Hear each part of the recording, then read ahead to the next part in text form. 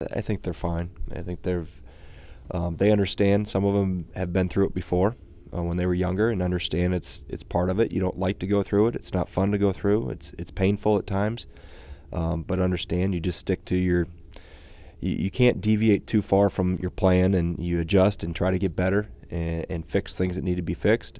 But I also understand you stay the course and not flinch, I guess, in the moment, to borrow a term from former football coach. But that's the biggest thing, is not to. They can't see you going in wayward ways, and vice versa with the upperclassmen. The younger guys can't see them, and the younger, like I said, the older guys have been through this before. Maybe when they were freshmen for a little bit. Zach remembers more than the year before. It happens. You look around the country, every teams go through it. It happens at different times. It's a lot on who you're playing and when and how you're clicking. So there's a lot of different variables that go to it, that what causes it.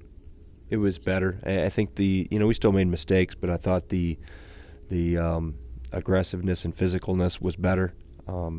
Specifically in transition, we made some mistakes. Some of it was related to what we did offensively. Some of it was, having miscommunication in transition, of running two guys with the ball or nobody protecting the rim, or sometimes too many guys at the rim and nobody picking up a trail shooter.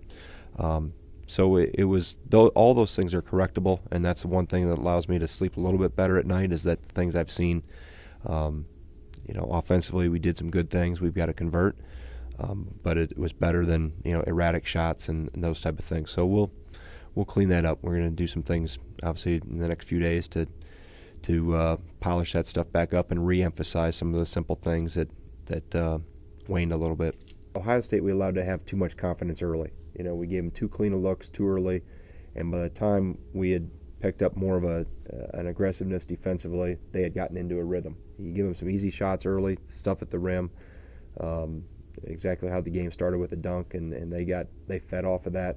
And then all of a sudden, the much more difficult shots, the closely guarded shots, are a lot easier to make.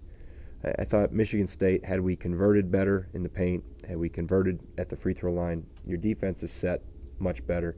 You look at the number of 84. Well, we had to foul at the end too. Plus, if we convert in the positions where we had the ball, that impacts what they're doing on the offensive end. So, obviously, mistakes that need to be cleaned up and we need to improve upon. But I think two different scenarios in terms of how it unfolded.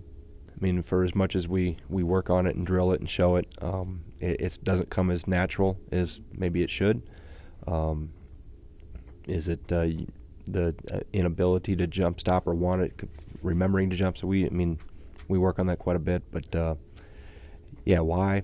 It's not the first time that this isn't a new revelation here. This is something we've been trying to improve, knowing how important that is and how much more efficient you can be around the rim.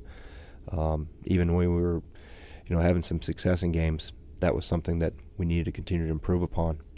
Whether it's 3 for 13 in the paint versus 10 for 17, the difference there obviously is mathematically pretty easy to figure out. But you accomplish so much more when you can convert in there, and there's so many good things that come about just from being able to score in the paint consistently.